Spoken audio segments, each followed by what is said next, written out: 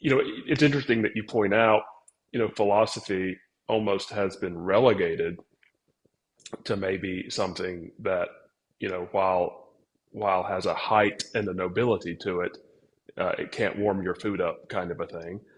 Oh, And absolutely. so there's that kind of tendency that has come about, especially in some academic circles in some Oh, absolutely. universities. Yeah, But no, then there's especially with the rise of the positivists in the early 20th century, right, the H.A. Ayers and these thinkers. Yeah, it wasn't it was less a practical thing. And a lot of these distinctions that we are used to today when we have these conversations, academic distinctions even, are fairly modern.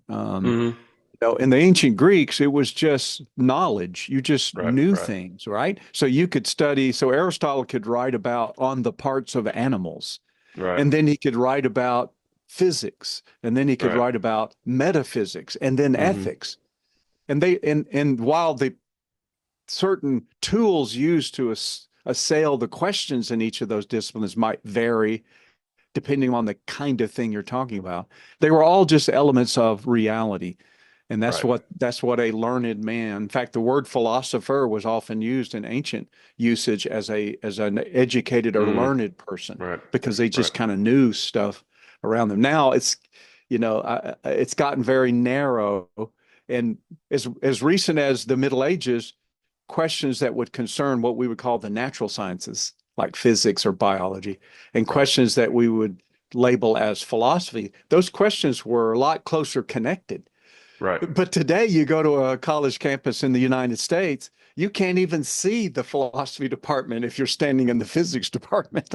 You know, they Right. just don't have anything to do with each other because they don't warm your meal, like you say. They don't do a lot Right. of things that seem to be immediately practical. hmm Yeah, And then I there's think that's even true. Yeah.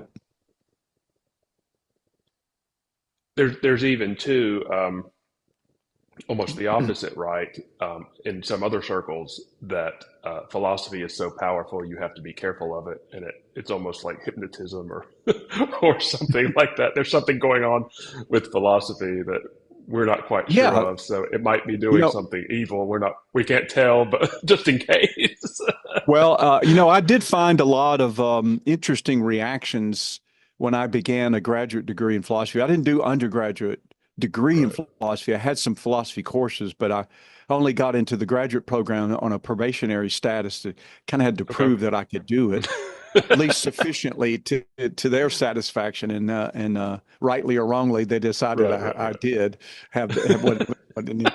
But it was interesting reactions that you get from people when you tell them at that time working on a philosophy degree because some people they didn't know what that Right. was. They weren't sure that that Right. wasn't the same thing as psychology Right. because they both started with a P that isn't pronounced. That's right. That's you right. know, uh, That's right. uh, and so some people were just kind of not sure. My Christian friends then began to get a little suspicious because they Right. thought, "No, I'm not, yeah, like you're saying, sort of kind of like can lead you astray. And some were just flat out hostile. I mean, you see Wow. people like John MacArthur and his article that he wrote in the Right. in the 70s and then revisited in 2019 and actually has a lecture from the 70s on it, Yeah. supposedly exegeting Colossians 2:8.